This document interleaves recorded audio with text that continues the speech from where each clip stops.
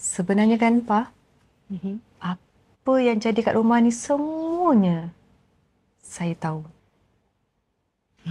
Kalau macam tu, Mem tahulah. Tuan dengan Cik Bella selalu kalau bercakap bisik-bisik. Bisik-bisik? Bisik-bisik pasal apa? Pa, tak payah buat cerita apa-apa, Pa. Tak nak dengar, tak nak dengar. Tak, saya tak buat cerita. Tapi saya nampaklah bisik-bisik macam tu berdua. Rapat-rapat. Bisik-bisik apa? Mana ada bisik-bisik?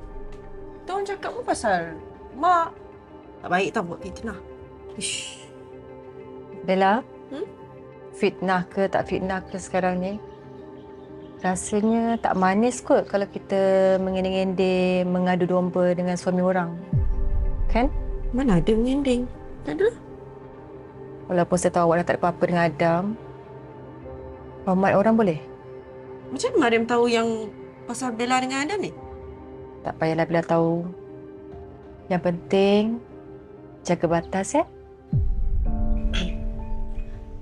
Mem nak masuk rehat? Tak apa, saya nak duduk kat sini.